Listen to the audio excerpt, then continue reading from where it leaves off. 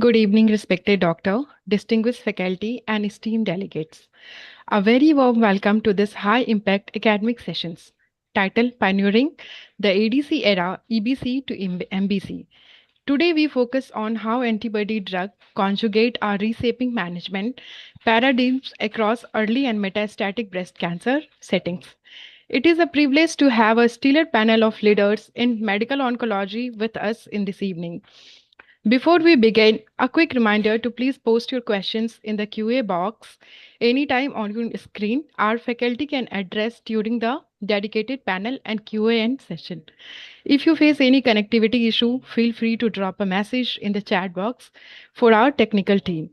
To set the context for today's program, it gives me a great pleasure to introduce Session Chairperson Dr. Ashok Kumar Vaid, sir. Sir is the Chairman, Medical and Hemato-Oncology, Medanta, the MedCity Gurugram. Sir, over to you. Thank you, Khushi. And at the very beginning, I extend a very warm welcome to all the faculty and the participants on this program, and thank AstraZeneca for the support they have given to this program. Friends, metastatic breast cancer is a challenge, and it's a heterogeneous group of diseases, and we are all the time treating with a goal to extend life without compromising the quality. For decades, patients with low HER2 expression, they have fallen into a therapeutic almost like a blind spot, leaving chemotherapy as the only primary option. But the recent research, and particularly with the TDXT, has fundamentally changed that. What has been demonstrated through elegant clinical research is that there is an unprecedented progression-free and overall survival gains with TDXT, that is the DB09. It also gave us a new drug. It established at the same time HER2 low disease as a distinct entity. And what was not being treated with any of the targeted drugs or the ADCs, this has been unlocked as a therapeutic target. And that all of us know is almost about 50% of the patients who fell into an HER2 negative category. As I said, there was a unprecedented gain in terms of the PFS and the OS. There is a 35% reduction in the risk of progression or death compared to standard chemotherapy, and also a significant overall survival advantage, as already alluded to. But what does this trial demand from us as clinicians? We need to re-examine our pathology reports, and we need to very closely scrutinize these reports. HER2 1+, 2+, FISH-ish negative is no longer something which falls into a no-go for the HER2-driven therapies, and it's not a dead end. It has actually opened a new door and a new therapeutic entity, a hope for this group of patients and for us clinicians as a very strong armamentarium. And we need to ensure that every patient receives the benefit of this paradigm shift. With that, let's get on to the deliberations, and we have very elegant lectures on the different situations, followed by a panel discussion. And we hope to learn new things. Many more ideas would come up during the panel discussion as well and during the QA session. And I look forward to great learnings in the next about 90 minutes. Back to you, Khushi. Thank you so much once again. Thank you, sir, for setting the stage. Moving to our first presentations. So the topic will be a new era in curative treatment of HER2-positive breast cancer. And the speaker will be Dr. Kausal Kalra, sir. Sir is a HOD Department of Medical Oncology and BMT, VMCC Hospital, Delhi. Sir, over to you. Thank you, respected Ashok sir, for giving me this opportunity.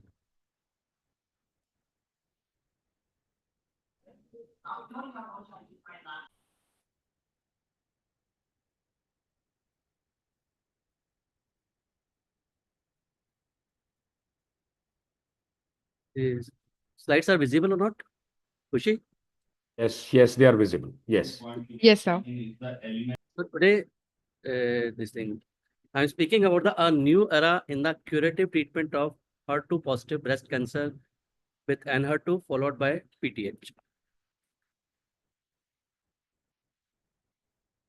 So our flow of contents would be current standard of care and unmet need in the neoadjuvant setting, DB11 trial, current SOC and unmet need in adjuvant setting, DB05 trial.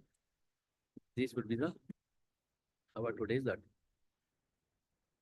So current SOC and unmet need in the neoadjuvant treatment of the HER2 positive breast cancer.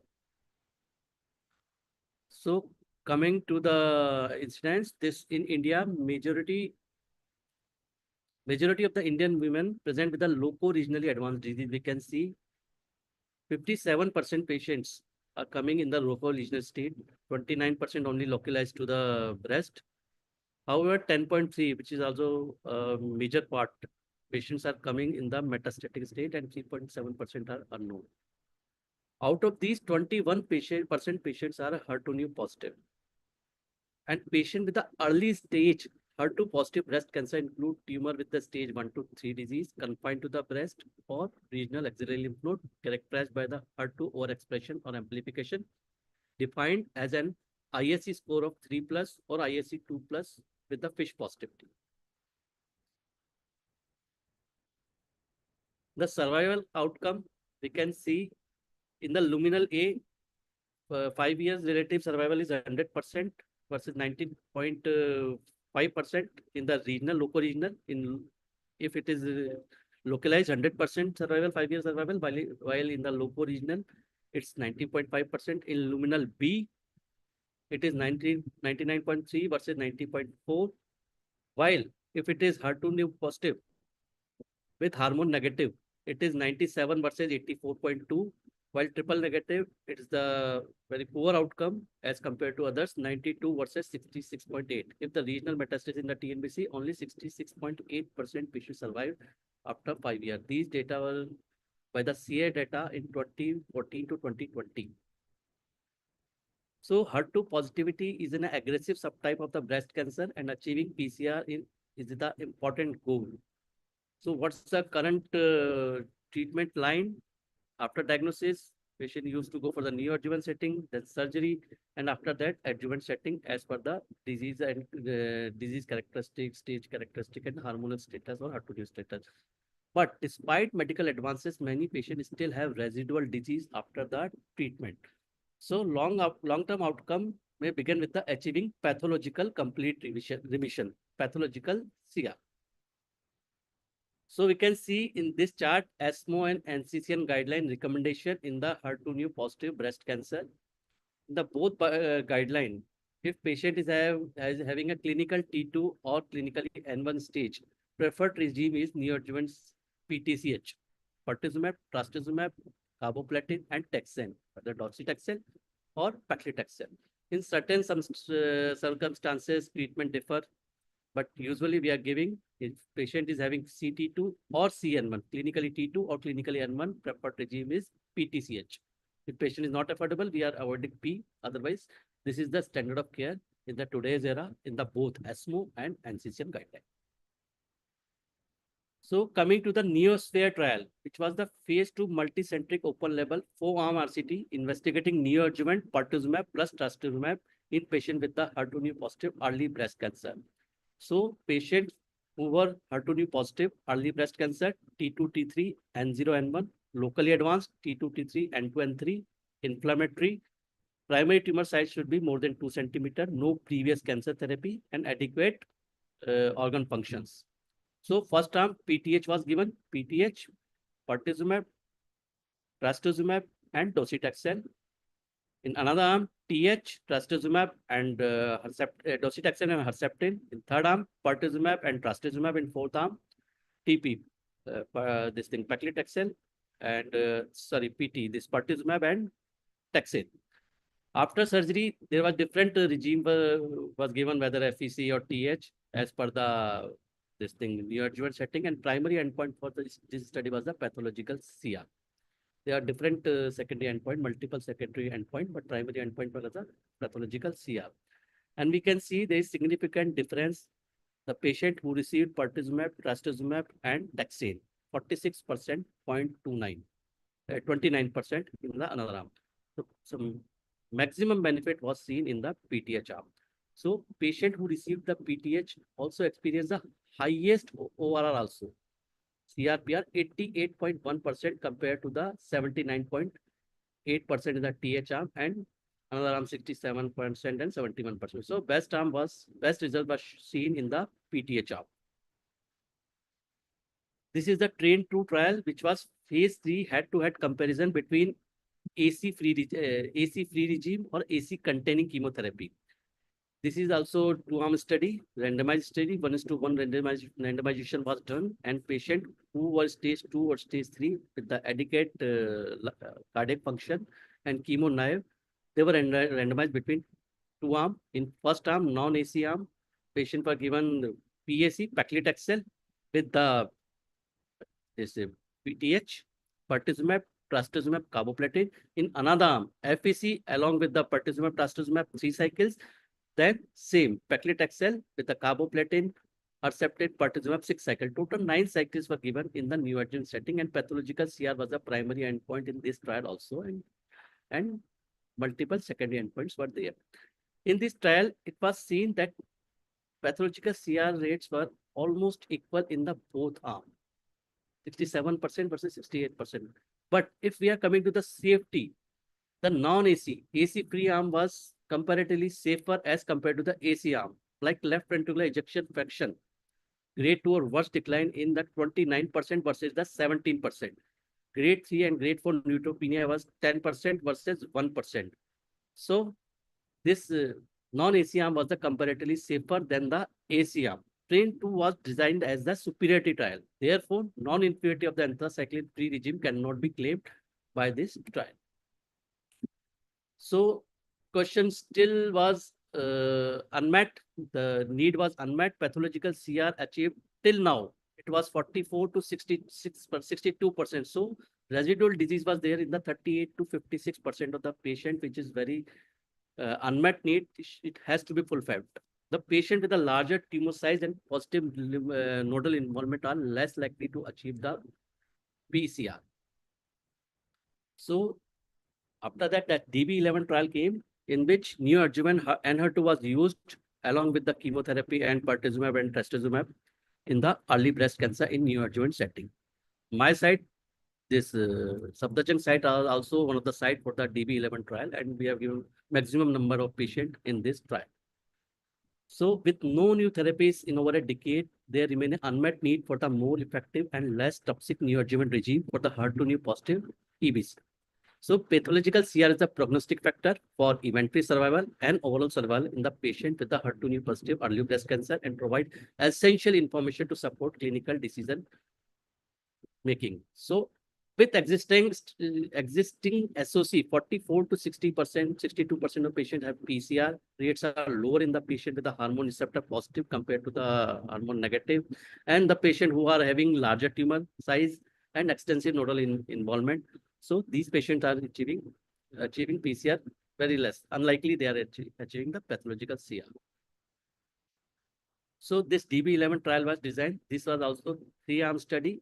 The inclusion criteria was the chemo naive patient, hormone positive and negative was the stratification factor, high risk, clinical T3 and N0 to N3, or if patient is having node N1 to N3, irrespective of the T size or inflammatory breast cancer. These were the inclusion criteria. Stratification factor was the hormone receptor status, hormone positive, negative, ISC 3 plus or FISH plus in the absence of ISC 3. So initially it was designed for the 3-arm. In first arm, TDXT 4 cycle followed by 4 cycle PTH. In the second arm, dose dense AC followed by the PTH 4 cycle. In another arm, TDXD 8 cycles were given. After that, surgery was done, and primary endpoint was the pathological CR by the blinded independent central review.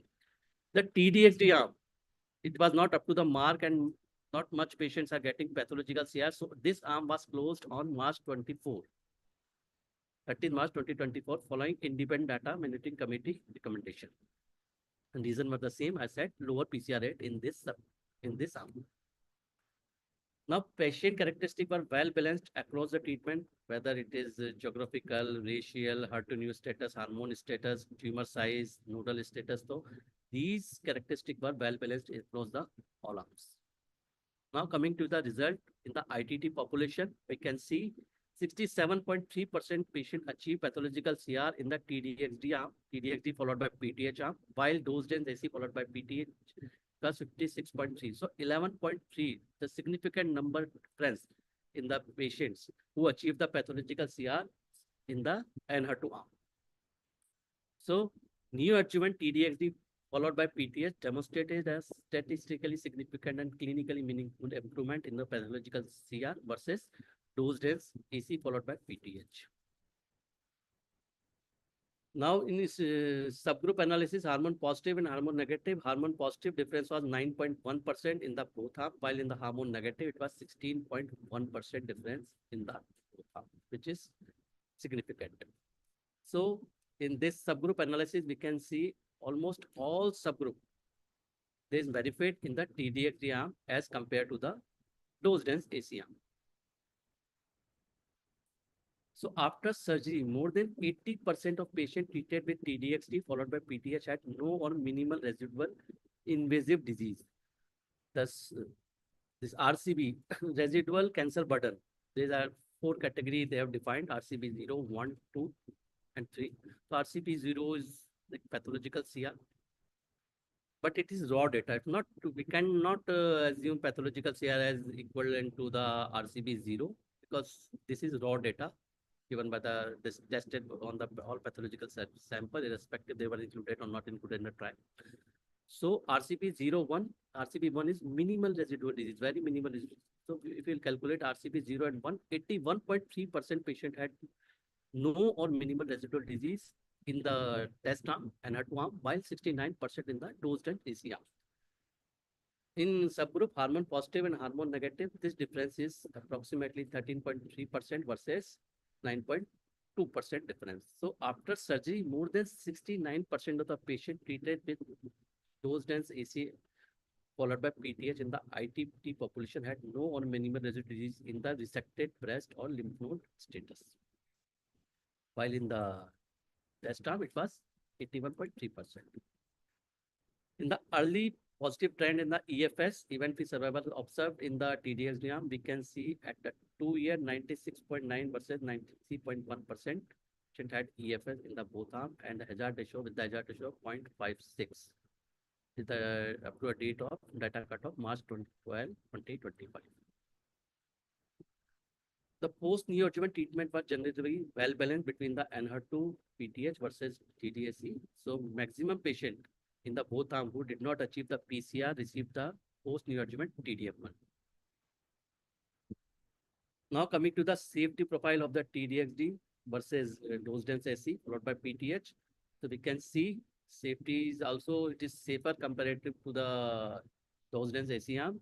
So TDXD arm showed reduced rate of grade 3 adverse event and left ventricular ejection fraction dysfunction versus control arm.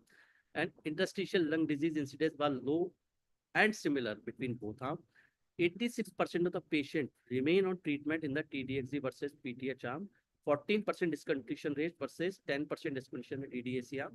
The rate of serious adverse event was 10% lower with the TDXD versus dose-dense AC. So the overall safety profile of TDXD was favorable as compared to the control arm, and especially in the reduction of the grade 3 adverse event, serious adverse event, treatment interruption, and cardiac dysfunction. So, in summary, pathological CR achieved by the neoadjuvant NR2 was 67.3%, and it is more than 2/3 of the patient treated with the TDXD THP had a PCR as compared to the control arm. Now coming to the adjuvant setting in the HER2 positive breast cancer.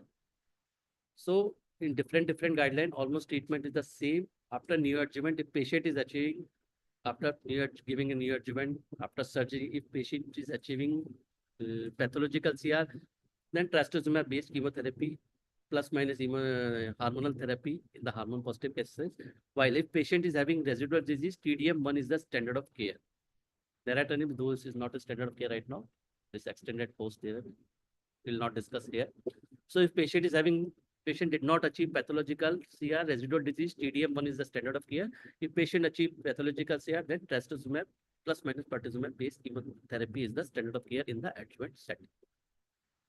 So Catherine was a phase 3 randomized open label study that investigated post neoadjuvant TDM1 versus trastuzumab in the patient with the HER2 positive early breast cancer and residual invasive disease in the breast or axilla at surgery. So in this patient, the patient who did not achieve pathological CR, they were divided, randomized in 2 arms, TDM1 versus trastuzumab. 14 cycles were given every 3 weekly, and primary endpoint was invasive disease-free survival. So coming to the result, we can see at 7 years, there is difference of 13.7% patient in the final outcome at the 3 year. This invasive disease recurrence is 46% in the reducing the risk of invasive disease by 46% in the test arm, in TDM1 arm as compared to the trastuzumab arm. So if patient is having pathological CR, there is 3 year invasive disease-free survival was 97%, versus if patient is having residual disease, 3 year invasive disease-free survival 77% to 88%, 77 just.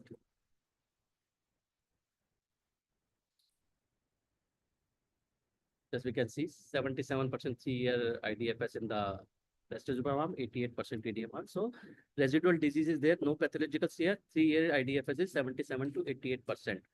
So some patient who did not achieve PCR pose a higher risk, representing a significant unmet need in these subgroup of patient. So this DB05 was designed TDXD in the residual HER2 positive early breast cancer. In this was the phase 3 trial, randomized open label global multicenter trial, in which residual invasive disease in the breast cancer or axillary lymph node was there after neoadjuvant therapy. And the patient were randomized in the 2 arm. First arm, TDXD, 5.4 mg per kg every 3 weekly for 14 cycles were given, while in another arm, TDM1, 3.6 mg per kg every 3 weeks for 14 cycles were given. Primary endpoint was invasive disease-free survival.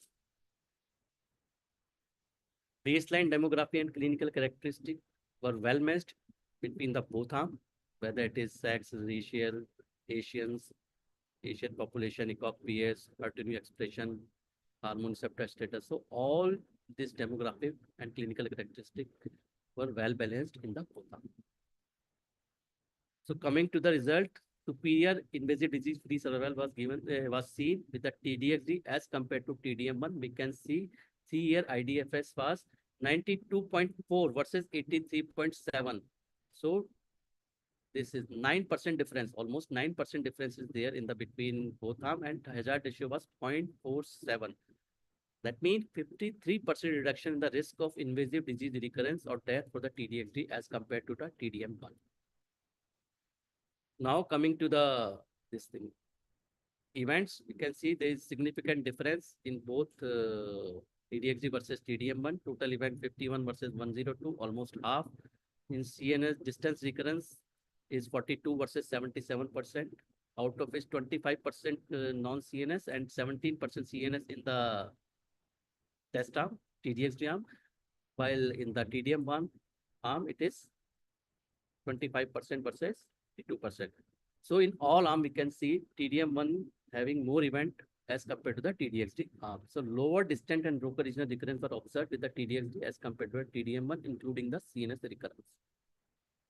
So TDXD in secondary endpoint, disease-free survival, TDXD achieves superior 3-year disease-free survival versus the TDM1, 92 versus 92.3 versus 83.5% with the hazard ratio of 0.47. In the another secondary endpoint, distance recurrence free interval and brain metastatic free interval, you can see hazard ratio is also significant in all others. Other secondary endpoint, 3-year invasive for brain metastatic free interval was 97.6 versus 90.58, 95.8 in TDM1R with a hazard ratio of 0.64, and overall survival its hazard ratio is 0.61, which is statistically and not statistically, numerically significant. So the study treatment exposure, we can see in the both arm, more than 72% of the patient completed the planned 14 cycle of study therapy in both arm. Patient discontinuing the study before 14 cycles were allowed to receive additional HER2 targeted therapy as per standard of care to complete up to the 14th cycle of HER2 targeted adjuvant therapy. Now coming to the safety summary, in TDXD arm, there's I think there's 3 deaths were there, grade 5 reaction were 3, out of which 2 patients had ILD pneumonitis and respiratory tract infection. While in TDM1, there's 5 deaths, leiomyosarcoma, aneurysm, non-neutropenic sepsis, ovarian cancer, and traumatic pneumothorax are the cause of death. Otherwise, these are the comparable side effect in between, profile between the arms. So proactive monitoring of ILD and LV dysfunction is key to appropriate management in the NR2 arm. Now coming to the NCCN guideline, as per NCCN, TDXG NR2 is the category 1 for the high patient with a high risk of recurrence, defined as inoperable cancer, means clinical T4 and 0 to N3, or clinically T1 to T3, along with the nodal N2 and 3 at presentation prior to neoadjuvant therapy, or operable cancer, clinically T1 to T3 or N0 to N, but with the axillary node after surgery, it is YP N1 to N3 following preoperative therapy. These were the high-risk patients who should be given the NHER2 in the adjuvant setting as per the NCCN guideline. So in summary of Destiny 05, TDXD shows significant, statistically significant and clinically meaningful improvement in the invasive disease-free survival and disease survival versus TDM1 high-risk patient with the HER2 positive EBC. The benefit was consistent across all pre-specified subgroup of the IDFS. Benefit was observed in additional secondary endpoint, including distance recurrence-free interval. CNS metastasis and death were numerically fewer in the NHER2 arm. The overall safety was generally manageable with no new safety signal. So IDFS benefit between TDXD versus TDM1, 53% reduction in the risk of invasive disease recurrence or death. See here the IDFS rate was 92.4% versus 83.7% with the hazard ratio of 0.47, which is statistically significant. Thank you.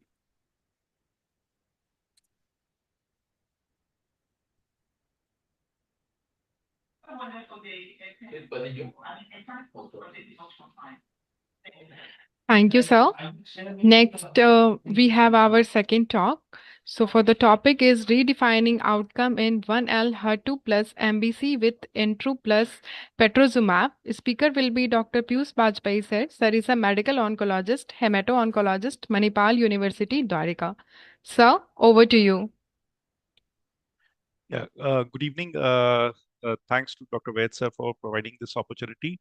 And there's a correction, I'm at Max Dwarka right now. So I'll just share my slide. Yeah.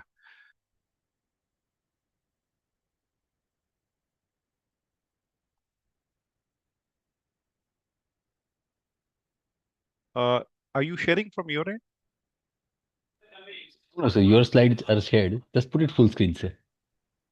Okay. So it is visible, sir. Yeah. So the disclaimer is that these slides are through AstraZeneca, and I would be speaking on DB09. So redefining outcomes in first-line HER2 positive metastatic breast cancer with Enhertu and pertuzumab. So this would be the flow of my talk. The unmet need in the management of HER2 metastatic breast cancer will post trastuzumab, which showed a very promising in HER2 metastatic breast cancer as a targeted therapy. There was a paradigm change in 1998, and then THP Cleopatra trial did it in 2012, and now what we see is Enhertu and pertuzumab in 2026.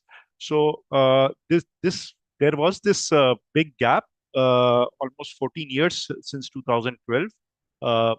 As you can see earlier, trastuzumab and THP 14 years, and now 14 years. So there was this felt need that there are patients, especially with brain metastasis or failing in brain, there would be almost 25 to 30% of these patients who would fail. So now the thing is that we do understand that whenever we had TDXT for quite some time. So when you have it in second line and third line, eventually why not first line? That automatic thought comes, and if in case you use such a drug in first line, you might actually be able to deliver the drug and not, would be there is data from various disease subtypes where we see that good drugs are probably left out in second line and third line. So we understand that breast cancer, metastatic breast cancer, when we talk about de novo, it is a sort of disease process which is different from a recurrent HER2 positive breast cancer. So that's different because de novo, it's the survivals are better, less likely to have baseline CNS metastasis. They more likely to have baseline bone or liver metastasis, and less likely to have HR positive disease pattern. PFS by de novo is different from recurrent HER2 positive mBC, and that's stated over there, 17.7 versus 11.9 months in various studies, and this is from registry, CISHER registry. So when we are talking about de novo HER2 positive metastatic breast cancer is associated with improved survival and lower CNS metastatic burden. So we see this data that overall survival here is in de novo was not reached and versus 44.5 months in recurrent HER2 metastatic breast cancer. CNS metastasis was again, more in the recurrent situation. So in HR negative tumors, typically they demonstrate also a relatively worse outcome as compared to HR positive tumors that we have seen in various studies earlier. And visceral and brain metastases are prevalent in patients with HER2 positive metastatic breast cancer and are associated with reduced survival. So we have seen this data, especially the liver metastasis amongst the visceral is the dangerous one, and it has a propensity to go to the brain as well. And amongst the brain metastasis, if we look at the data, HER2 positive mBC would eventually develop almost 50 to 60% of scenarios of brain metastasis, and is of course a poor survival when a brain metastasis is there. So the survival does dip. And when we talk about even in de novo situation, we see that at the end of 2 to 3 years median, there would be a brain metastasis. In Cleopatra, 14% of patients develop brain metastasis as first site of progression following first line THP. So there are several unmet need. What we have been using Cleopatra since 2012, and there was some exciting data about patina which came in ER positive subset. In recurrent disease, HER2 positive mBC, they definitely exhibit poorer outcomes, and of course the visceral as well as the HR negative. So current treatment landscape of first line, as I just mentioned, that Destiny Breast 09 marks a major advancement in this particular area. So first line HER2 mBC setting, addressing a long-standing unmet need. So if you look at the NCCN version, which is this year, and we can see that it is having a category 2A recommendation over there. Overall survival is still awaited, so probably that would jump up. In ESMO, it is already there as a category 1A with the MCBS score. As we understand, it takes into account quality of life issues as well. So it is rated highly over there. So if you look at the Cleopatra data, so if we see the PFS, so 18.7 months in the pertuzumab arm and almost a year of PFS in the placebo arm was there, with the survival OS was 57.1 in the pertuzumab arm and 40.8 in placebo. So if we remember these figures, we'll see almost what DB09 has to offer. So patina, well, this was some exciting data. A couple of years we have been seeing this. So median PFS was around 44.3 months and 29.1 months. Now this is HR positive, of course, and this is, as we understand, is a relatively relatively indolent disease as compared to the HR negative, which is much more aggressive HER2 mBCs. So tumor response again was around 32.9% were there, and there were CRs also. If you look at the addition of tucatinib to the combination, this was also exciting that it did increase the delta to 8.6 months.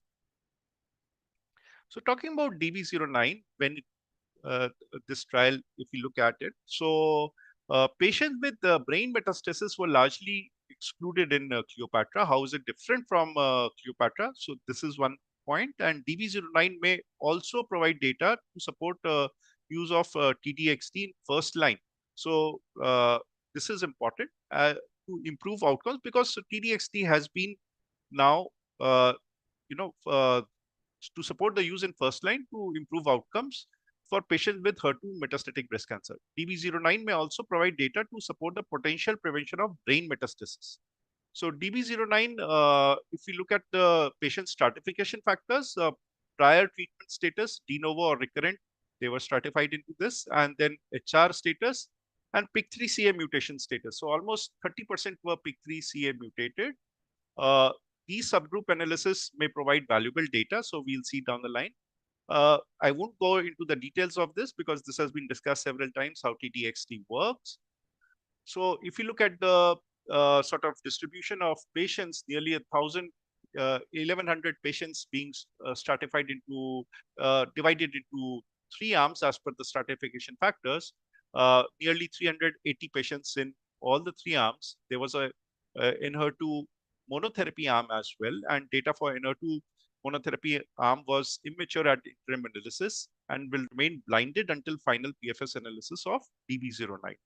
So if you look at the inclusion criteria, basically, the brain metastasis was allowed. And if in case it's a disease recurrence, then more than 6 months from the treatment in neoadjuvant or adjuvant setting. For one prior line of endocrine therapy for mBC was permitted. Of course, ILD patients were excluded. And if you look at the primary endpoint, PFS was the primary endpoint, and other relevant secondary endpoints and efficacy endpoints were looked at. So data cutoff was February 25, and this was interim PFS analysis, which was presented, and the analysis met its superiority endpoint. The overall survival analysis is at the time of this data presentation was 16% of total N. So if you look at the PFS, it was 40.7 months of PFS versus 26.9 months in the comparator arm. So we can straight away see that almost 14 months of jump. One point to note, comparator arm is also doing, that is THP is also doing pretty well over here.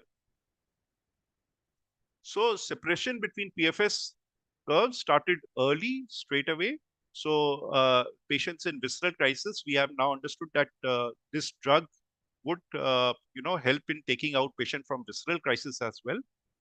And if you look at the various subgroup analysis from the perspective of various stratification factors, HR status, PIK3, brain metastasis, they were all doing pretty well. And if you look at the hazard ratios, it's actually almost not increasing from 0.6 anywhere. So a good relative improvement in almost all the subsets. So the combination demonstrated a clinical meaningful PFS2 as well versus the THP arm. So safety data, if we look at it, this is anticipated that ILD has to be looked up for in HER2, especially when long exposures are there. So if we look at the dose reductions, 45% dose reductions were there versus 19.9% in the THP. Dose interruptions were also there in almost 68%, and discontinuations, so almost 20% discontinuations were there with inert. More so with THP was there.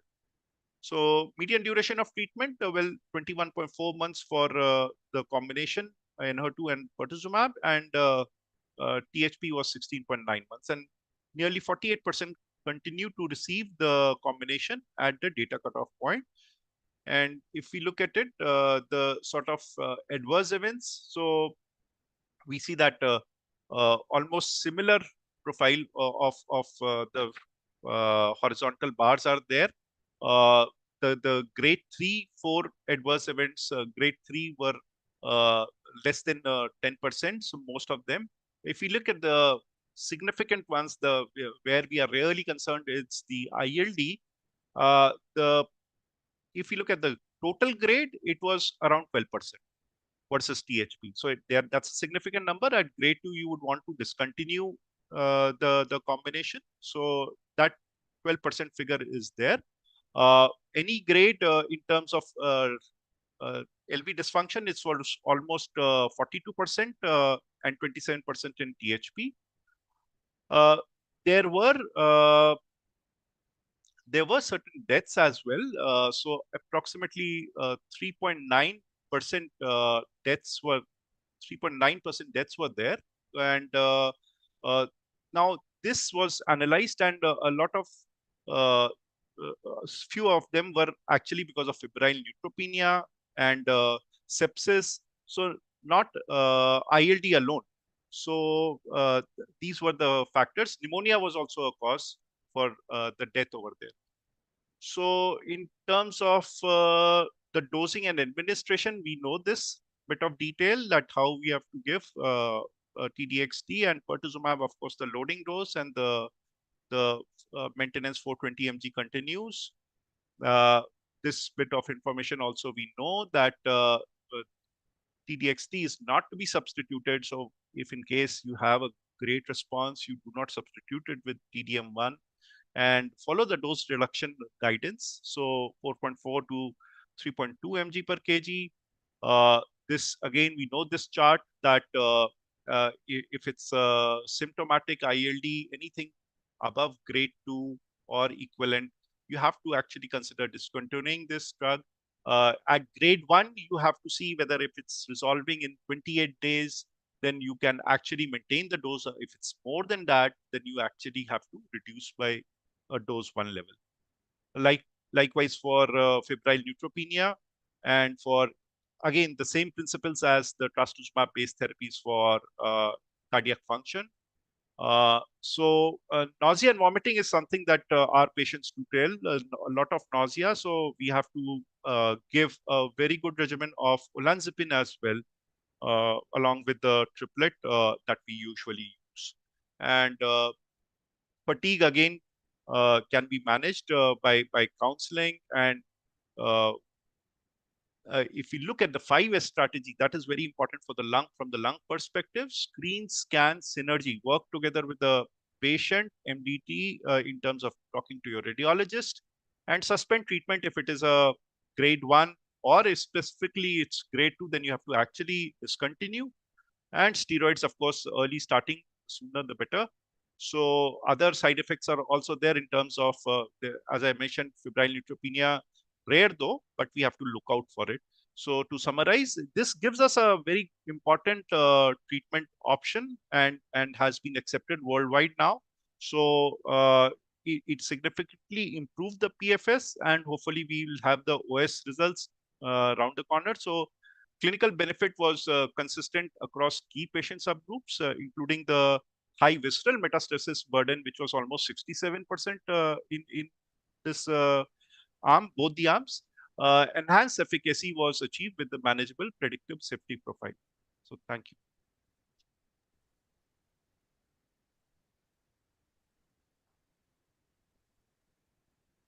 Thank you, Dr. Bajpai.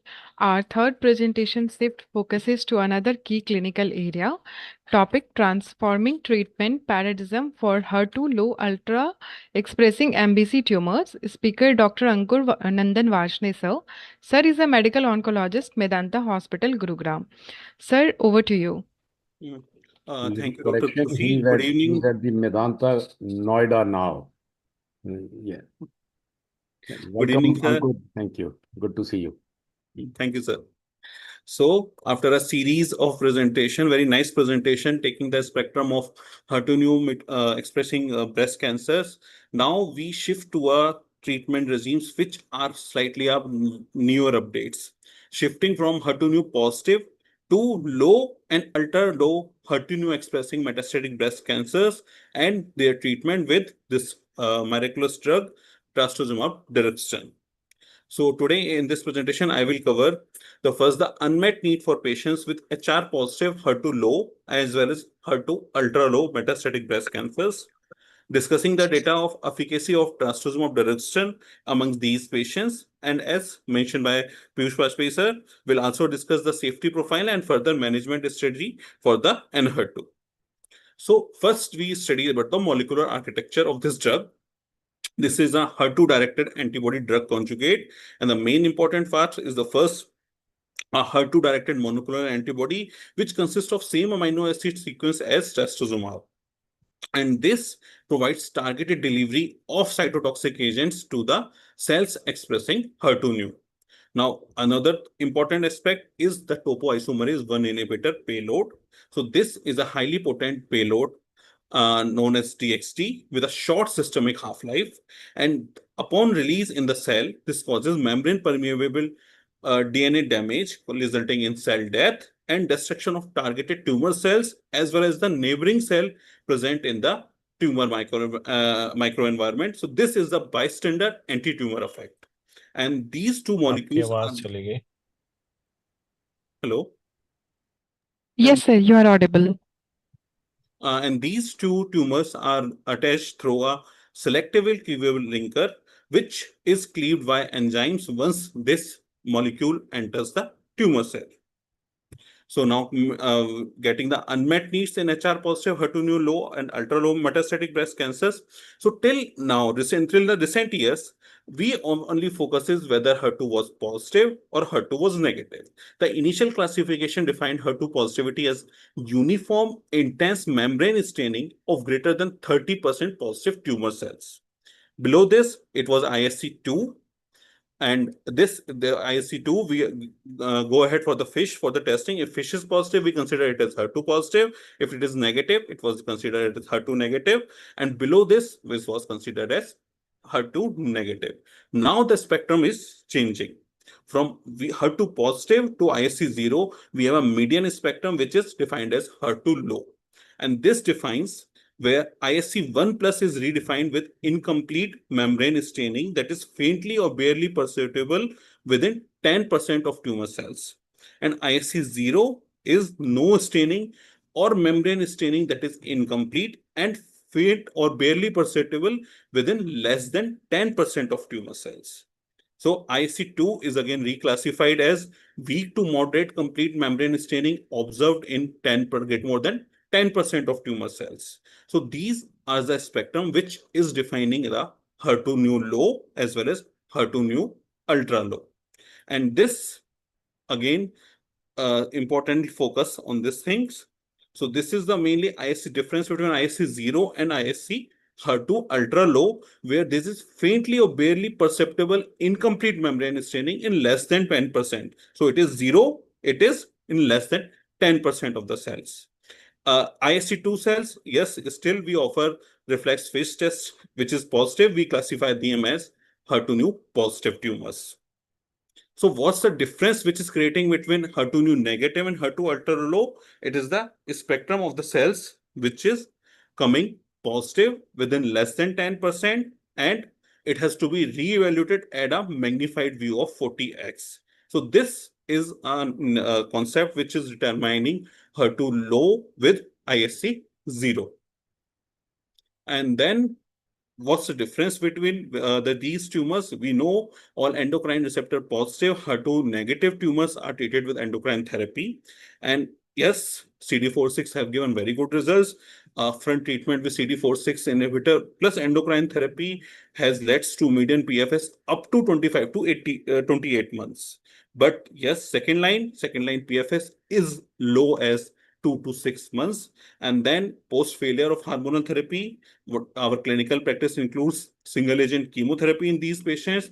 And many of these times, the PFS achieved through these single agent systemic chemotherapy is again in the range of 4 to 8 months PFS. So these patients, which are HR receptor positive, HER2 negative metastatic breast cancers, are having an unmet need post first line treatment with hormone therapy. And again, these patients can be further classified in either getting HER2 null, which is no ISC 0, or HER2 ultra low, which is less than 10% of tumor cells, or HER2 low, which is either ISC 1 plus or ISC 2 plus with FISH negative. And there are studies which recommend that majority of these patients are falling in this category where they can have a mildly actionable expressions of HER2 new expression, and this would be our intent of treatment. So we are now going to study Destiny Breast 06, which have shown outcomes of HER2 in second line for patients with HR positive, HER2 low, and ultra low metastatic breast cancer. So this is a phase 3 international trial in the open label randomized. In this, 866 patients who have received first line either 1 or 2 lines of endocrine therapy, and they were having either HER2 low or ultra low as per these criteria. The ultimate point was these patients were chemotherapy naive. So hormone therapy first line or second line was allowed, but chemotherapy was not allowed in the inclusion criteria. Now, these patients were randomized to receive Enhertu at a dose of 5.4 milligram per kg every 3 weekly, or as a physician choice of single agent chemotherapy, which includes either paclitaxel or nab-paclitaxel or oral formulation of capecitabine. So primary endpoint of this study was the PFS, and secondary endpoint was PFS as well as OS. Other secondary endpoints include the overall response rate, duration of response, and safety outcomes. And patient demographics were well balanced in both the cohorts. HER2 new ISC scores were taken. CNS mets were included. Liver mets were included, and approximately 86% of patients were having visceral mets. Time to progression of prior endocrine therapy, they were separated on the basis of months. Majority of patients were having endocrine therapy for more than 6 months. Prior chemotherapy in non-metastatic settings were used in approximately 50% of these patients.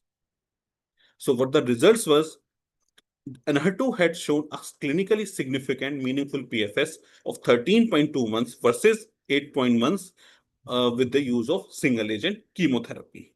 So there was a 38% reduction in the risk of disease progression or death with the incorporation of Enhertu post endocrine therapy before initiation of chemotherapy in these patients.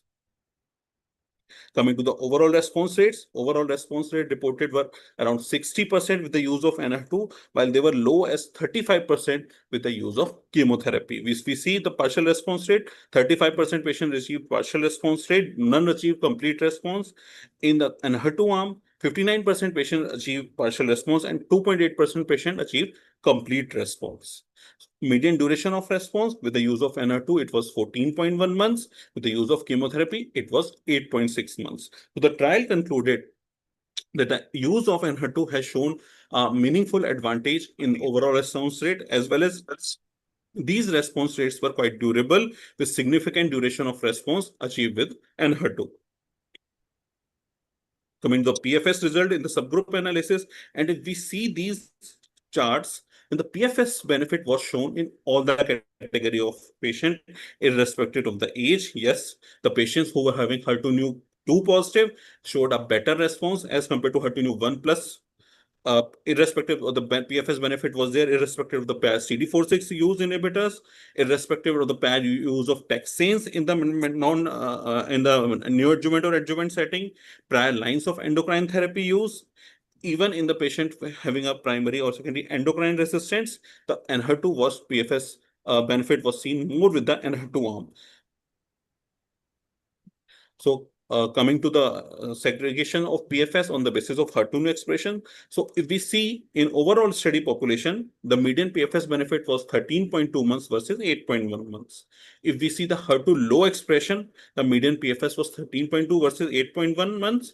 And in HER2 ultra low, there was slight transient more benefit where it was 15.1 months versus 8.3 months.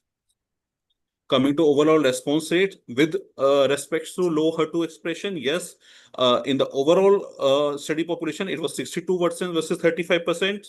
In HER2 1 plus or 2 plus, which is HER2 low, it was 62% versus 35%. or HER2 ultra low, it was 65% versus 30%. Additional exploratory endpoints of this study shows, as discussed with respect to physician choice of chemotherapy, and HER2 showed a better overall response rates as well as duration of the response. Coming to the PFS measures with the disease burden, if we segregate on the basis of more metastatic site or less metastatic sites, or liver mets, baseline tumor size, we see advantage of Enhertu is achieved in all categories. In the patients who were having a less disease burden, the advantage was slightly achieved more with Enhertu. It was 15.3 months versus 8.4 months. In more patients with more mets, it was 11.4 months versus 7.2 months. In presence of liver mets, yes, it was 12.2 months versus 7 months. In absence of liver met, it was 16.5 versus 11.3 months. If there was a large tumor mets present, then it was the BFS benefit was 12 months versus 7.1 months. In patients having a lesser tumor size, it was 15 months versus 9.7 months. In patients with significant breast visceral disease, it was 13.1 months versus 7.9 months. And in patients without significant visceral disease, it was 23 months versus 11.3 months. So in all category of patients, Enhertu showed a better PFS advantage as compared to the chemotherapy. Coming to the important points, which is the safety analysis. This is as compared, discussed with the Piyush Vajpayee sir. So most patients with Enhertu complaints of nausea, as discussed, this is a highly nausea and emetogenic drug. So all grades nausea was present in 70% patient as compared to the chemotherapy, which was, it was 30%. And grade 3 or 4 nausea was present in 2.1% versus 0.5%. Slightly more incidence of diarrhea was quite comparable. Coming to vomiting, again, we know this is a metogenic drug. So all grades vomiting was present in 34% versus chemotherapy, where it was only 12%. However, grade 3 or 4 vomiting was present only in less than 2% of patient population. Coming to alopecia, rash, these were quite comparable. Fatigue, it was 53% versus 40%. And other respiratory tract infection, mild headache, were quite comparable. Coming to special side effect of interest, which was interstitial lung disease, as discussed in the last presentation. So all grades ILD was found in 11% of patient population. However, grade 3 or 4 was found in less than 1%. With the chemotherapy, 0.2% patient had ILD, especially with taxane induced. So coming to serious adverse events with the Enhertu, it was reported in 20% of patients, while with the chemotherapy, it was reported in 16% of patients. And serious adverse events included pneumonitis, increase in incidence of COVID-19, febrile neutropenia, and hypokalemia.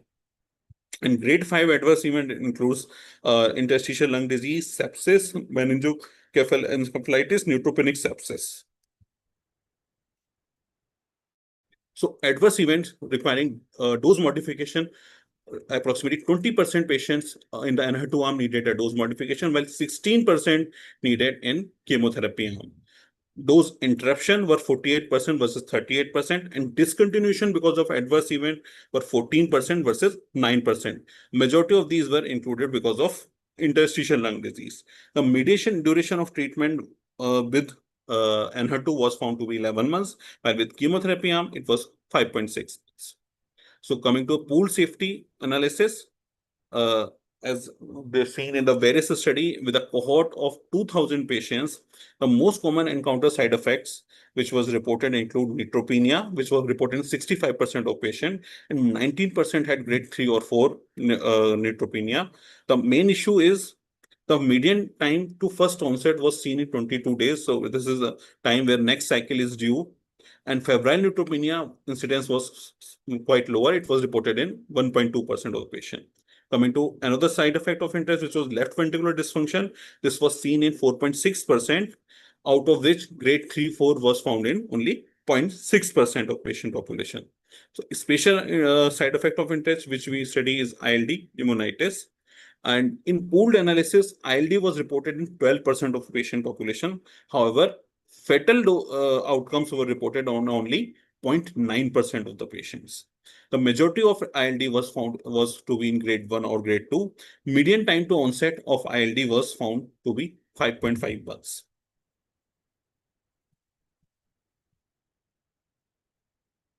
So how can we detect ILD at an early stage? The very first thing is the 5S, which we have to follow. We have to carefully, the very first S is screening. We have to screen every patient, get a complete history and physical examination, check their baseline pulse oximetry, pulmonary function test, and if indicated, should get a high resolution CT scan of the chest. Also, we should educate these patients about the ILD symptoms, especially persistence of cough, dyspnea, or worsening of respiratory symptoms. Then the second S include the scans.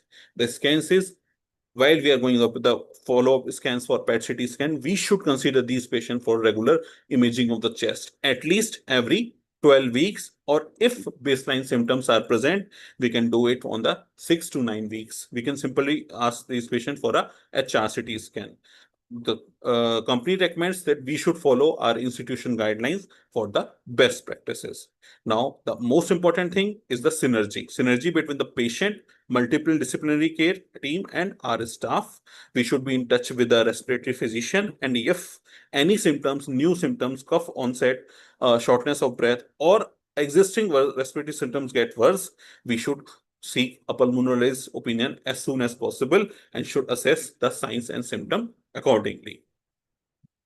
Coming to the another S, which is suspend the treatment. So if there is a new onset ILD or worsening of existing ILD, we should interrupt the treatment of with NH2 as soon as ILD is being suspected. If this is grade 0 or resolve within less than 28 days, we should continue at the same dose. If it requires to be resolved in more than 28 days, we have to reduce the dose. We start the dosing with 5.4 milligram per kg. First dose reduction is 4.4 milligram per kg, and second dose reduction is 3.2 milligram per kg. If we are getting the ILD symptoms at 3.2 milligram per kg also, then we should discontinue this drug. The fifth S is most important, which includes the corticosteroids. And yes, whenever we are suspecting ILD, before getting a pulmonary consultation, you can start these patients on steroid, which include 0.5 mg per kg per day of prednisolone as soon as ILD is suspected. If the ILD is getting worsening, a patient is admitted, we can start systemic steroid at the dose of 1 mg per kg per day, prednisolone or equivalent. In case ILD is documented, we should continue these for next 14 days, followed by a gradual taper of steroids over 4 weeks. So again, an important thing, maintaining the health-related quality of life. And there are various data studies which have shown that quality of life is quite maintained with the use of NH2 over the chemotherapy arms. All these curves are seen. Then there is slight deterioration of questionnaires with the use of NH2 as compared to the chemotherapy, where there is a more steep reduction in the quality of life care. So Destiny Best 06 supports the use of trastuzumab deruxtecan, especially in patients with hormone receptor positive, HER2 low, as well as ultra low, post use of hormonal therapy. There's significant PFS benefit of 13.2 months versus 8.1 months. Now, this is the recommendation from NCCN, category 1 recommendation. And this, the safety profile of NH2 is consistent in this patient population. There are no new safety signals which we have seen. Thank you.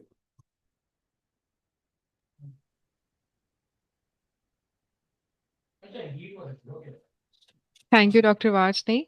We now move to our panel discussions on sequencing in the ADC era. How are we changing practice today? Touching upon HER2 low mBC sequencing as well as where ADC fit in HER2 plus mBC.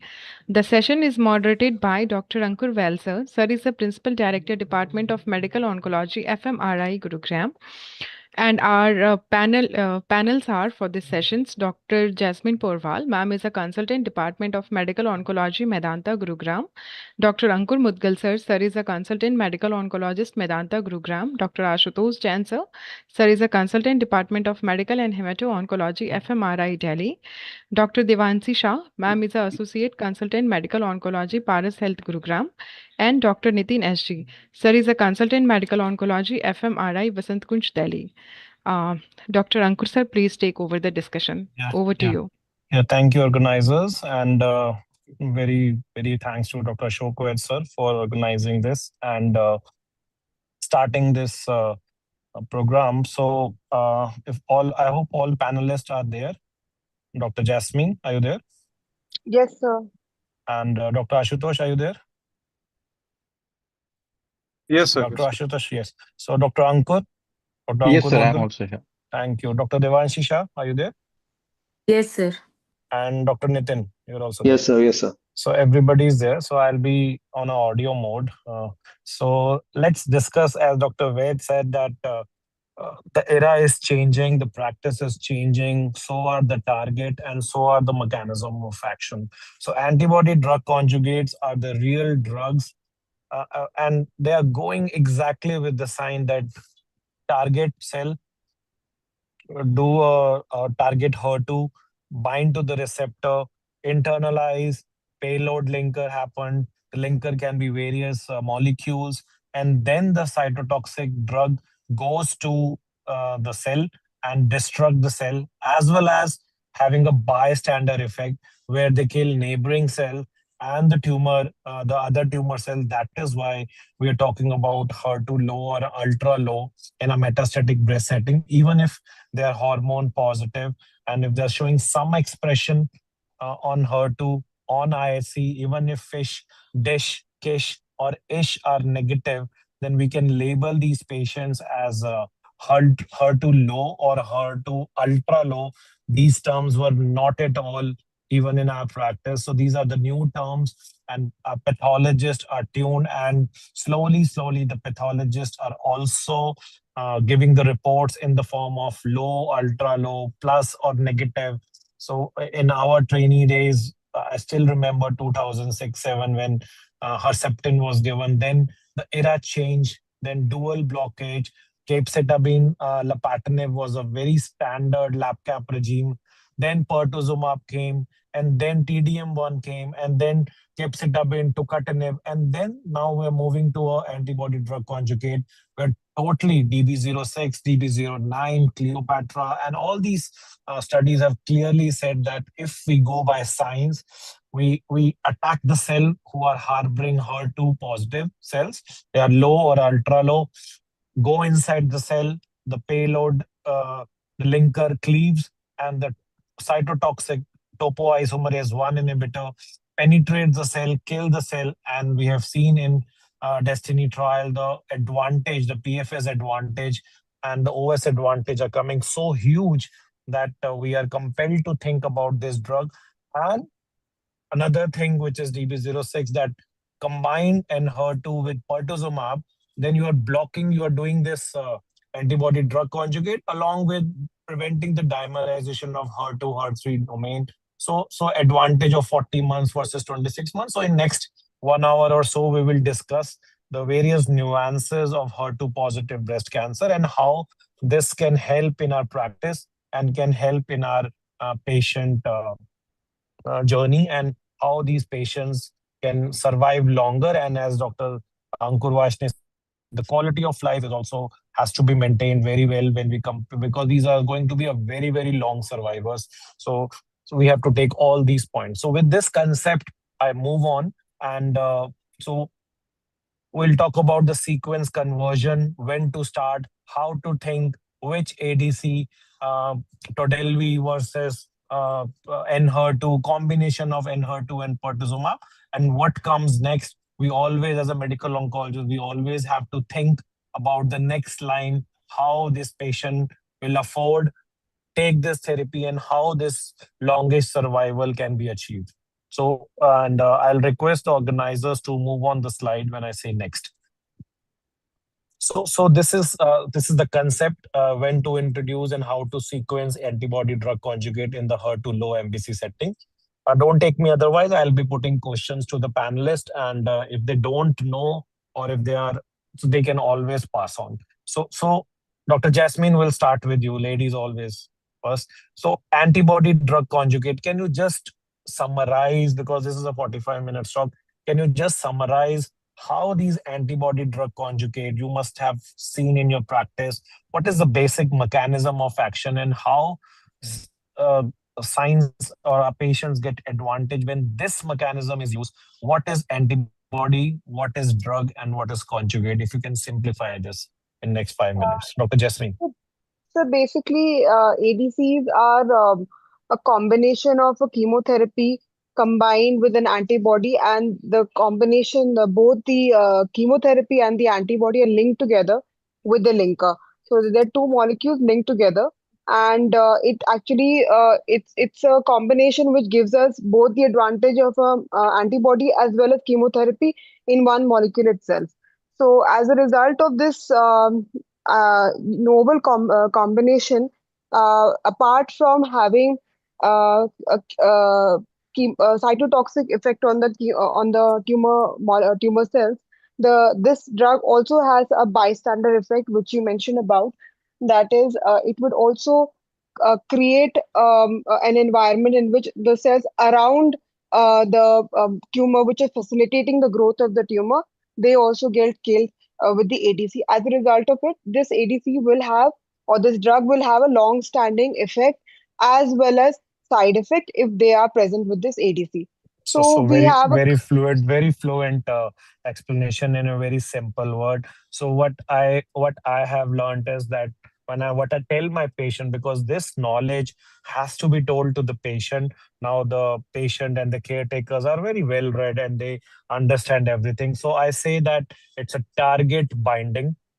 So your target is binding. So HER2 is a target, and there's a membrane expression of HER2 on the breast cancer cell. Those who are HER2 3+ or HER2 2+, fish positivity, or even HER2 positivity 1+. So there is a target binding, and the HER2 expression helps in that binding. Then the molecule goes internalize into the HER2 expressing cells. Then there's a lysosomal processing, and then the linker cleaves, the payload is released, and then the cytotoxic, the DNA microtubule damage happens, and the apoptosis of the cancer cell. So cell dies. It takes the help of a HER2 expression cells, the binding of and then it get internalized, and then apoptosis. And to the side, there's a bystander effect. Bystander effect, as Dr. Jasmine said, that it's a particularly important when modern ADC like Enhertu, after the payload is released, the membrane permeable payload can diffuse out from the target cell and it kills the adjacent tumor cell, which may not be having that expression. The tumor heterogeneity, particularly in relapse setting, is a known phenomena. So this is a add-on effect of Enhertu, which is called as bystander effect. And if it is combined with pertuzumab, so then the further receptor blockage, which is HER2 2+ and 3+ dimerization is also, so it is adding on. So these are the effect which Dr. Jasmine clearly said that. So it's clear that what is ADC, and Dr. Jasmine, you believe that the era of ADC will be coming and more solid organ will be treated with ADC. Yes, sir, absolutely. In fact, immunotherapy is kind of phasing out, sir. I mean, not exactly phasing out, but ADC is definitely taking a larger space now in the treatment of oncology, solid tumors, and Yes. immunotherapy is no longer just the go-to drug anymore. Wonderful. So next slide, please. So we come on to, so Ashutosh, this is a 61-year-old woman with invasive ductal carcinoma, T4B presentation, and node was unknown, and it was de novo metastatic disease with pleural, lymph node, bone, and suspected liver metastasis. The HER2 new testing was, the hormone receptor status was positive, ER strongly positive, and PR 70% positive. HER2 new status upfront was labeled as HER2 new low, IHC 2+, which was confirmed by FISH negative, and key 67 was 40%, grade 2. So Dr. Ashutosh, upfront in a metastatic breast cancer patient, those who are hormone positive, at this point of time in 2026, do you differentiate upfront between HER2 low and HER2 ultra low if it is not clear-cut positive case, which is IHC? Dr. Ashutosh? So at the time of, yes, sir. Can you hear me? Yes, we can hear you. So this is regarding frontline treatment of hormone positive and HER2. I would say low or ultra low, probably. So at this point in time, probably, as you know, our choice of treatment would be probably CDK4 plus AI. And regarding second thing, probably uh, there is good data on HER2 low as well as ultra low. So at later point in time, if we want to discuss or opt out regarding ADCs, probably I won't bother much about whether it is HER2 low or ultra low. This will be for later line once they have progressed on the first line treatment. How aggressive will be in the conversation with your histopathologist about HER2 new testing? We know that once it is IHC2 plus, we do a reflex fish testing. So at this point of time, upfront, de novo, would you compel your pathologist to give you a HER2 low or an ultra low? And if you can explain what is ultra low and low when it comes to histopathology, because this discussion, I feel that it is a medical oncologist purview to tell counter pathologists that what is low and what is ultra low, because until unless we have a conversation with them on a routine basis, they will not get tuned to it. So our pathologist tuned for this ultra low and low, Ashutosh, at this point of time in 2026? Be very candid. So probably ultra low, we are still not reporting. So IHC 2 plus with fish negative is HER2 low, and IHC 1 plus is again HER2 low. If IHC or HER2, they've reported 0, but it is between 0 to 1. There is some membranous staining, but it is even less than 1, which is usually reported as HER2 0 now. But if even there is barely perceptible membrane staining, then it is taken as HER2 ultra low now. So currently, pathologists are not reporting for ultra low. HER2 low, obviously, we know it is IHC 1 or 2 with fish negative. Ankur, Devanshi, and Dr. Nitin, if anybody can take it further, that at what point of time and what discussion actually happens. So a HER2 ultra low is 10%, less than 10% membranous staining of these cells. So how often, what do you think? We should not rate our colleagues, but on a scale of 0 to 10, how many of the pathologists in the country are actually in a relapse setting, as Ashutosh rightly said, that upfront we are not, uh, but we have to sequence this. So once 2 plus or 1 plus is there, how competitive or how frequently we are discussing with our pathologists? I think we need to have a comment. This is the most important part of differentiating HER2 low and ultra low. How I don't have the words to ask this question, but how comfortable we are with our pathologists and how much our pathologists are comfortable with us to label this patient or label our IHC report as HER2 low or ultra low in the country at this point of time. Ankur, Dr. Shah, and Dr. Nitin. Yes, sir. So currently, sir, the pathologists are mainly labeling 1 plus and 2 plus, but ultra low is still, we have to ask to them if it is ultra low or not. And so we do not get a report in which it is written that it is ultra low. So we have to always ask the pathologist at the time of progression, of course. And when we do a repeat biopsy, it is not in the upfront setting, we do not usually do it, but in the lab setting, when we do a repeat biopsy, we do ask for a if they have flatly mentioned it is HER2 negative, then or it is null, then we usually tends to ask them and see if they can recheck, and if it is ultra low, it fits into that category, and we can plan the patient for the ADC. Absolutely. Dr. Shah and Dr. Nitin, just a brief comment on what the previous speaker has said. So yes, sir. To low, they are definitely reporting, and it's been time. They are confident now, but for ultra low, many are still not aware. It depends upon the volume of the center.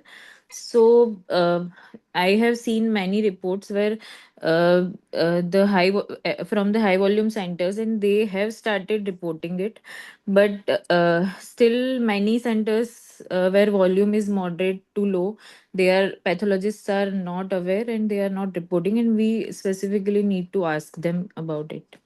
So absolutely right. Dr. Nitin, your views, and then I'll Yes, come to sir. AZ people. Yes. Yes, sir. I do agree to the previous panelists. HER2 lows reporting is not a big deal, especially because we know that 1 plus 2 plus fish negative, it's also equivalent to HER2 low only.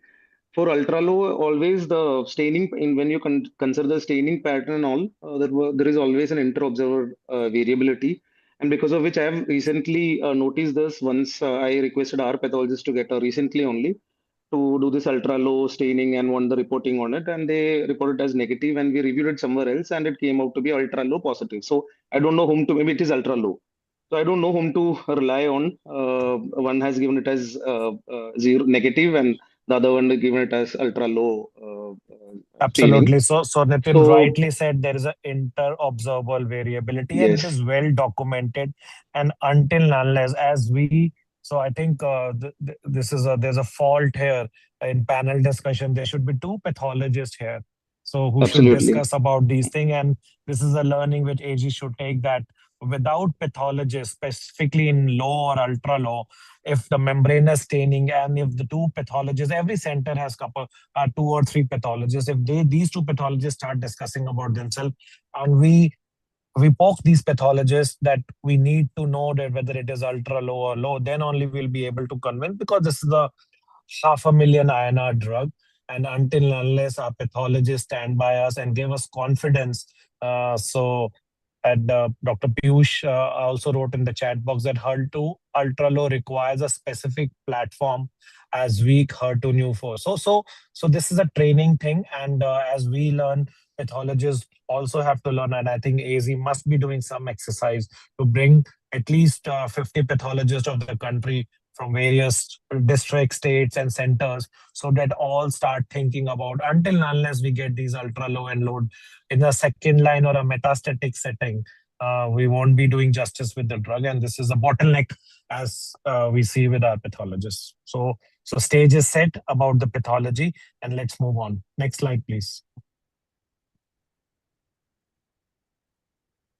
So let's come to Jasmine. Jasmine, upfront hormone. No, we have to go. We have asked Jasmine, Ashutosh.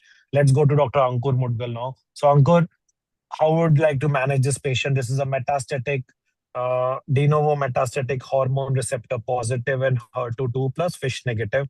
So it's a low. So we can label it as a low or hormone positive. What is the first line standard drug so that we can move on forward? So, sir, we can plan the patient for CDK4/6 inhibitor with aromatase inhibitors. And I usually prefer a ribociclib with letrozole, this combination, and that we can plan for this patient.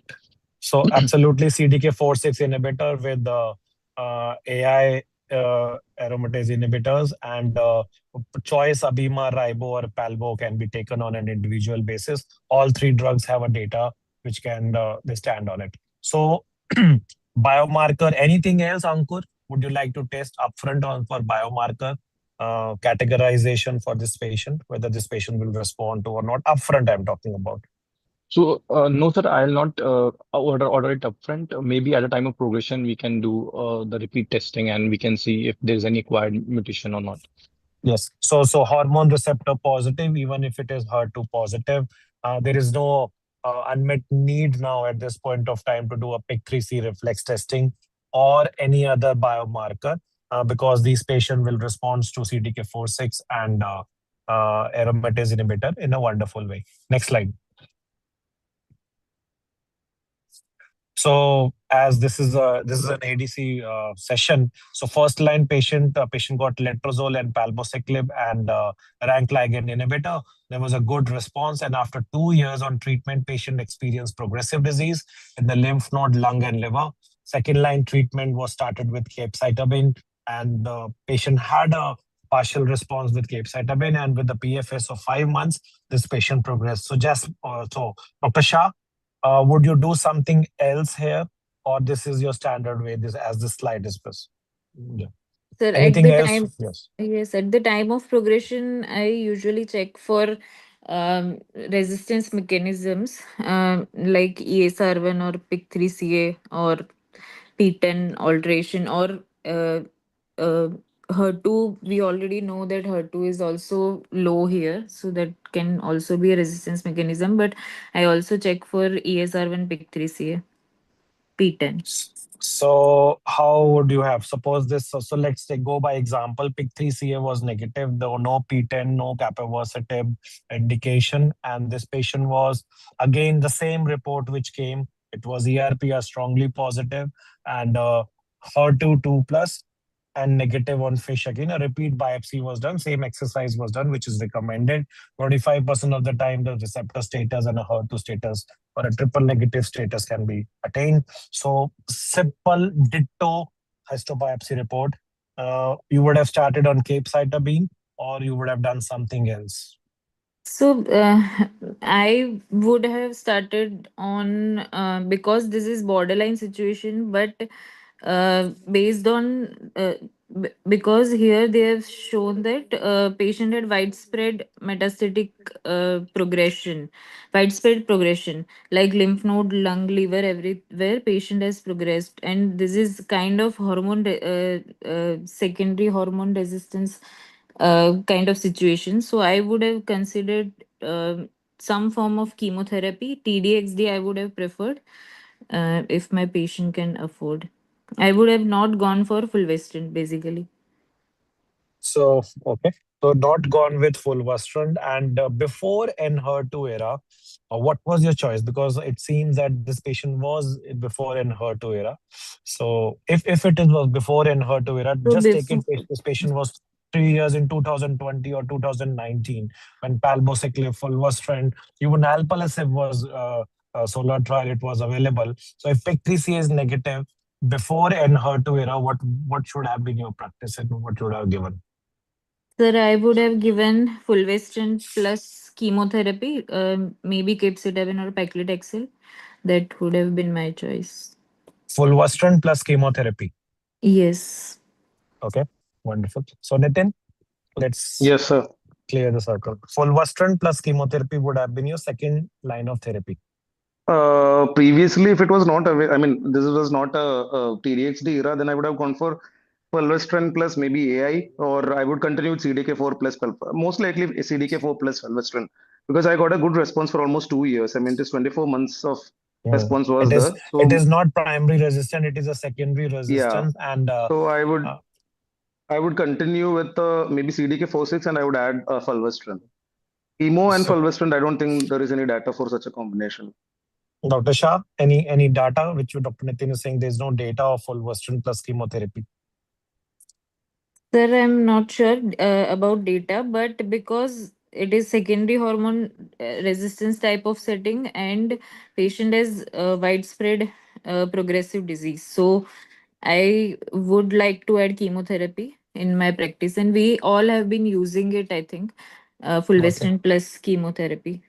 Okay, so I'll take you in 2014 and 2015 era, before even CDK4/6 inhibitor, we used to give everolimus plus exemestane, the Bolero 2 or a Bolero 3 Mhm. kind of regime, and we used to give everolimus and exemestane as an mTOR inhibitor and exemestane as a aromatase inhibitor. So we used to give E plus E in that era, and that also had a 7 to 8 month survival benefit. So in hormone positive, HER2 negative, and in those days we used to have, and there was a data. Initially, we used to say that palbo, abema, and ribociclib should not be exchanged with each other, but now there are switch trials, continuation trials. Even if we can continue the CDK4/6 inhibitor or change, we can use. But yes, Nitin, as you rightly said, in pre and HER2 era, this combination was widespread use. Alpelisib and fulvestrant on the basis of SOLAR trial. But now, in the presence of Enhertu, when we are documenting low or an ultra low, Enhertu becomes the standard line, as Dr. Piyush Bajpai and Ankur Vashnik rightly said. The NCCN guidelines have also recommended that in a second line, consider trastuzumab deruxtecan, even if the patient is having specifically low, if not ultra low. Dr. Ashutosh, let's take on from this patient. In the Enhertu era, how would you convince the patient and proceed on from this patient onwards? Here on. Dr. Ashutosh. And next slide, please. Please move on. So as Next we have slide. seen, Next slide. Just a minute, Ashutosh. Let's come to the yes. So patient counseling, Enhertu Your counterparts, your peers, your colleagues may not know this. So this is a training, a learning curve. It's really impossible for knowing all the trials. Your counterpart or your colleague may not be knowing about this, and you are knowing. So how to convince a patient who is HER2 negative on fish and for a low or an ultra low? Let's start, Ashutosh. So I will straight away tell you the way, since it is HER2 low and we have the data with this ADC particularly, the effectiveness, the response rates, duration of response, PFS, and even OS, which is better than any other molecule, be it later line of hormone therapy, be it chemotherapy, and even if someone is BRCA positive, it is better than olaparib as we have seen the data. So probably efficacy data is the first thing which I would like to tell to my patients or colleagues. Yes. So rightly said, the efficacy data, the PFA advantage, response rate, and how these curves are actually differentiating, that clearly tells us that if we use this drug in a HER2 low setting, then we get an advantage, as previous speaker, Dr. Piyush Bajpai, clearly mentioned, and he showed the graphs that patient will benefit even in a low setting. But let's come to Dr. Ankur. Dr. Ankur, what are those inhibitory factors? So it's we are sitting in our country where most of the patients are not able to afford this drug. So what is that inhibitory factors in your practice, which apart from cost, any other factors which stop you by using Enhertu in a second line factor? Cost, I understood. It's a very costly drug, comes with a patient assistance program, but there are many other factors when it comes to choosing Enhertu. Dr. Ankur. So, sir, as you rightly said, the cost is one of the factors, but NHER2, it is a very strong molecule and it has a significant impact on the quality of life of the patient because it acts like only chemotherapy. So, patient will have cytopenias, neutropenias, thrombocytopenia, and there will be fatigue and ILD risk, which we all know. So it is not like that. It is a smooth, like we used to give trastuzumab botulinum combination in maintenance for a long, long period of time, and patients used to tolerate it very well.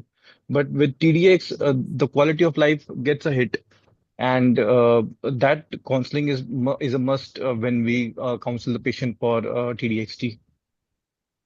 Very rightly said. So this is not actually a same drug as we have used trastuzumab and pertuzumab.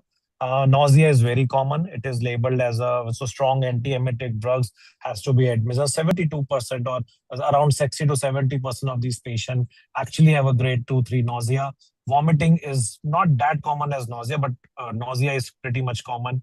Neutropenia, anemia, and I've seen in my practice, the thrombocytopenia is a worrisome thing.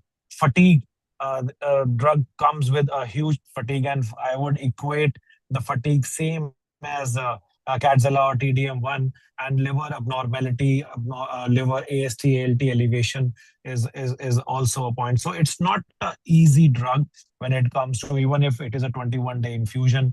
And and I have seen in my practice that post-COVID era, where there are lots of pneumonitis happened in 2021-22, particularly the patient who have got radiation, particularly the patient who has some amount of renal dysfunction or SBRT to the vertebra area. The pneumonitis is worrisome, and I have particularly encountered a mortality also with because of the pneumonitis, and so it's not an easy drug. So coming on to the dosages, Dr. Shah, what about the dosages? Do you start with the standard dose of Enhertu, or you start with only 300 mg and you do not go with 400 mg, or you start with the low dose? So how does dose with Enhertu? Because it's the cost also increases with the dose. So Dr. Shah, what dose you're comfortable, and what is your experience with Enhertu when it comes to dosages? 300, 400, or you start with low dose and then escalate? Sir, I started low dose, and matlab, in my practice, I have not escalated to full dose, because with low dose only, my patients continue to experience a lot of fatigue, as you said. And we are not able to escalate the dose considering the side effects. But so yes, generally it comes around 300 mg. I started 4.5, and if so now the first line TDXD plus pertuzumab came a few months back, but we have experience in second line. So in second line, patient's performance status is also not that great always. So even lower doses, 200 mg also, 3.2 I have also given to many, and they have responded well. Efficacy wise, though data says that low doses may not be as effective as full dose, but I have seen good responses, durable responses, but I have not used full dose till now. So okay. So rightly said that not use full dose, but yes, if patient does. So Nitin and Dr. Jasmine, your comments on the dosages of right dosage of Enhertu when it comes to a metastatic second in a second line. Dr. Yes, sir. Jasmine and Dr. Nitin, Okay. one. Hello, sir. I always prefer, and it always depends upon the patient's performance status as well as age.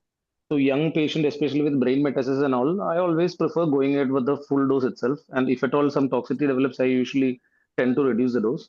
And I have had good experience with full dose in quite a few number of patients. At the same time, I also had a young patient with metastatic HER2 positive breast cancer where I had to reduce the dose of Enhertu because of poor performance status, and hence, and I don't know why patient did not respond, and she had a primary progression even after second or third dose itself. So I was quite skeptical about it, and I had a discussion various platforms, and almost everybody was of the opinion that maybe the dose was insufficient. That's why the patient would have progressed. So, and data also clearly says that there is no evidence for low dose in HER2, and I usually prefer going ahead with full dose as far as possible. Wonderful. So full. So there is a slight difference of opinion. Full dose tolerability is there, but yes, we might have to, as Dr. Ankur Vaishnav said, with the developing pneumonitis and developing fatigue, coming down to or capping the dose to 300 or even 200. Few of my patients have even responding to 200, and few of my patients have even showed response when I've increased the dose beyond progression also. So these are real world evidence. And Dr. Jasmine, your comment on, because this is critical, right? Sir, Dosages uh, has to be administered. Yeah. Sir, my practice is that my assessment of the disease is HER2 positive. It's a financially draining disease, and these patients we want them to maintain compliance as well as a good quality of life for a long duration of time. We're not looking at months here, but we're looking at years. So I normally cap the dose of Enhertu at 300, keeping in mind that the response is equally good.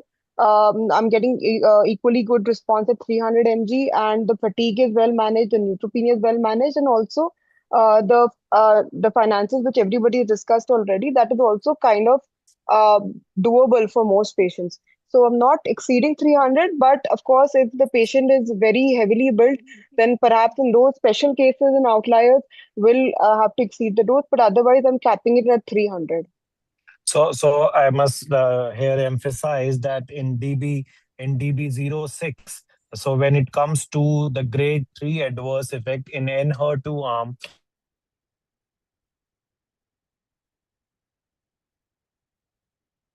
it was 11.3% as compared to the chemotherapy arm where ILD pneumonitis was. So we as a medical oncologist has to tell our pulmonologist, and when it comes to pneumonitis, so HRCT, low dose HRCT, we should have a low index of suspicion. And whenever patient have a cough or a mild breathlessness, a low dose HRCT, and to document that pneumonitis should be done when it comes to pneumonitis or the adverse effect of a HER2.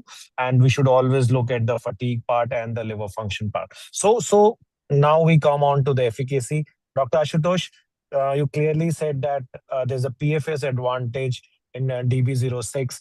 There is a OS advantage in DB06, and the overall response rate was higher. So actually, in real world evidence, we, as one of them rightly said, that the numbers and the footfall of the patient and the number of patient affording in HER2, do you see same numbers or an assumption of the same numbers in your practice when it comes to DB06, the trial setting results and the real world evidence?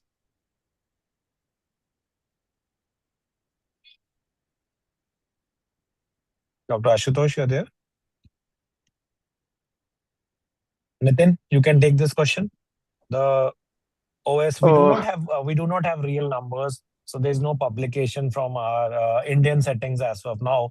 But the ethos of DB06, you can feel that ethos, the same survival or style of survival in our patient group. Sir, actually, I don't have any experience of using her and HER2 in ultra low setting. Ultra low setting, I'm not sure whether the data would be as good as it is seen in the trial results.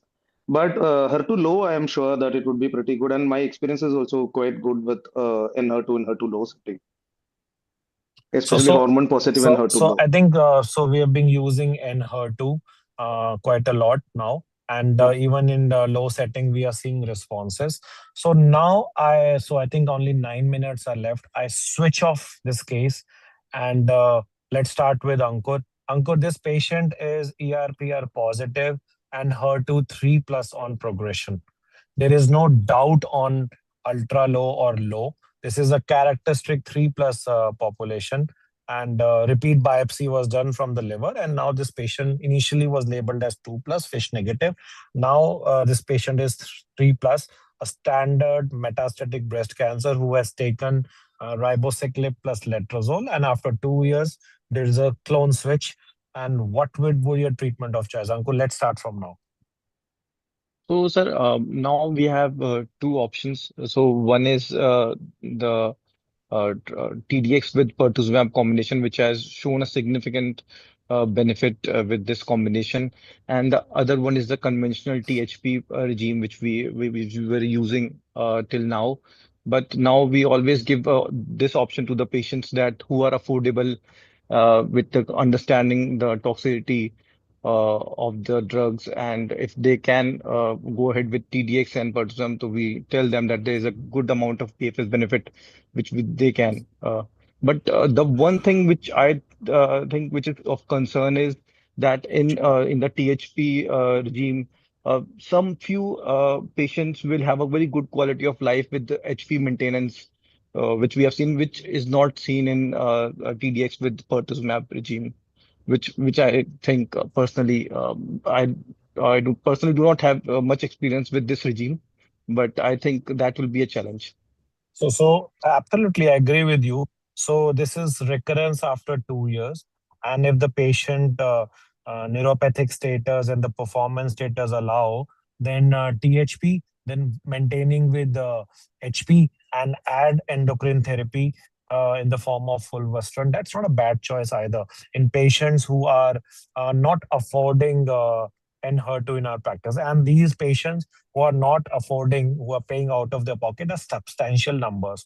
It's not an easy drug, and it's not a simple, cheap drug which can be administered. It requires lots of convincing power of a medical oncologist with the data and understanding from the patient and the caretaker point. So THP versus Enhertu pertuzumab versus Herceptin along with some chemotherapy. Do not undermine lab cap regime. And in the presence of capecitabine, tucatinib, and Herceptin data, that is also one of the options. So I want my panelists to defend at least something on the other drugs as well, if not Enhertu to all the patient. Dr. Jasmine, we can start from you. So first of all, with the Cleopatra Patient is regimen, we not have affording. Patient is not affording Enhertu. Take it that uh, way. so if not affording for Enhertu, then so Cleopatra, I think if the patient can be convinced for Cleopatra, then we have a long experience with it.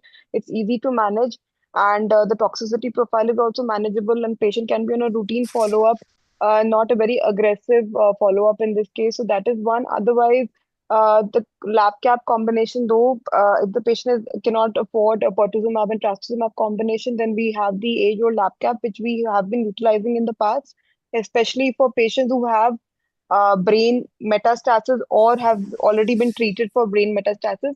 And similarly, tucatinib combination with capecitabine and trastuzumab also can be considered with for these patients, depending upon I think so financials would be definitely a factor to consider. If patient can afford, then we would like to use tucatinib with the capecitabine trastuzumab combination first. If not, then we could go for lab cap. Of course, Cleopatra and DB09 are currently the clear winners in the first two priorities. Ankur, sorry to interrupt. Ankur, Yes, sorry sir. to interrupt, Yes, but sir. I think we may have just another 5 minutes more. Yes, sir. Yes, sir. I'll be winding it up, sir. So very soon. But Dr. Devanshi Shah, what Dr. Jasmine is saying, can we give tocatinib in a de novo setting? HER2 climb the trial allows us of using tocatinib in a first line setting. Sir, I would use it as a maintenance after THP with TRAS2 plus PER2 after Taxane is completed, but not upfront like capecitabine, tucatinib, trastuzumab. That regimen I would not use as upfront. Yeah. So to another thing to defend THP, that uh, toxicity what we have seen with THP. So if we compare this adverse event chart with TDXD, patient continue to experience this. They have shown that PFS is around 40 months. So for 40 months, one or the other thing will keep on happening. But majority of side effects with THP happens only during the chemotherapy part, which is initial 4 to 5 months of time. And alopecia is very concerning to many patients. To Though with TDXD we do not see profound alopecia or complete alopecia, but it is significant, and 40 months is a significant period. So many social events come and go, and it becomes a problem for them. Absolutely right. You have said something very critical, that fatigue, side effect, alopecia, these are all critical factors, particularly treating breast cancer. So last 2 minutes, Dr. Nitin. Yes, sir. Okay, the So same question. no. I just Okay. want to have one more thing. Brain penetration. These HER2 positive patients are very notorious having brain metastasis. What is your experience? And out of all these anti-HER2 drugs, let's go on to third line, fourth line, or nth line. LabCap, TDM1, Enhertu, Herceptin plus Perjeta, and Tocatinib capecitabine. Your take on the best anti-brain drug when it comes to HER2 Sir, I would go with Enhertu if the brain metastasis is major concern and penetration is my real intent. On the other hand, when you ask me my personal experience, then I think I would go for tucatinib plus capecitabine because I have two patients actually with brain metastasis, especially leptomeningeal metastasis, who have had almost now 8 to 9 months of EFS with a combination of tucatinib plus capecitabine. But I think considering the data, in HER2 definitely stays in the first line So, for so brain penetration. absolutely. So this has to be discussed. These patients we will encounter brain metastasis, oligo or multiple brain at various places. So this milestone will come to our. We will encounter these brain metastasis patient, and we should know that Enhertu has the best penetrator when it comes to HER2 positive breast cancer. However, lapatinib, capecitabine, and tucatinib capecitabine combination with Herceptin, they are also potent. Uh, uh, they can penetrate the blood-brain barrier, and particularly in leptomeninges, Enhertu and tucatinib, they are very potent drugs. I think with this concept, all the panelists. Everybody agrees that Enhertu is the standard drug in HER2 positive breast cancer patient combined with pertuzumab, and we have seen in DB06 that combination of Enhertu in a second line, even in hormone positive with low and ultra low, Enhertu is a significant gainer with science when it comes to ADC. And Jasmine rightly said the era is going to be ADC. The charm and craze of immunotherapy will go down, particularly in the presence of the era which we are entering, and next 5 to 10 years will be dominated by antibody drug conjugate. With this thing, I thank Dr. Ashok Vaid, sir, and AZ for organizing this very smart and short and crisp anti-HER2 agents discussing in breast cancer. Over to you, the organizer, sir. Thank you, Ankur, for that wonderful moderation, bringing out the points so elegantly and touching upon almost every aspect. Friends, as we come to the close of this webinar, I have to thank AZ, all the speakers, panelists, and moderator Ankur for the wonderful participation in the program and such a great contribution to the subject of HER2 new positive disease. So friends, in summary, there are three things which emerge for the drug. And taking on from the last point which was being discussed is the brain activity. It's a profoundly active drug in the brain. Second, of course, is what this drug has done is move the paradigm of a binary positive or a negative HER to low and ultra low. That is something new the drug is brought into. And third, of course, is a unique toxicity, which is the ILD, manageable. Of course, we have to be vigilant. Now, touching upon the indications, there are 5 clear segments. Neoadjuvant, stage 2, stage 3, better PCRs and better outcome. Adjuvant, residual invasive disease, post-neoadjuvant, better versus TDM1. And metastatic first line in combination with pertuzumab, 40 versus 26 months. Metastatic second line, previously treated with taxanes and trastuzumab, again an advantage. And of course, the new buzzword is the metastatic low, ultra low, which is almost about 50% of this patient population. So these are the unique things about the drug. It's a potent drug, works well. Of course, we need to handle the toxicities and a great amount of counseling and anticipation of the side effects, particularly ILD, when to intervene. Patients need to be empowered, and then the families need to be educated. Thank you so much once again. Thanks, Dr. Khushi and Mice Ideas, and my sincere thanks to Indian Oncology Foundation as well for allowing this platform, and to everyone who participated. We had 179 live participants at one point in time, which speaks volumes about the deliberations which have happened over the last about 90 minutes. Thanks once again. Good night. Take care. And we meet back with another interesting subject. Thank you so much.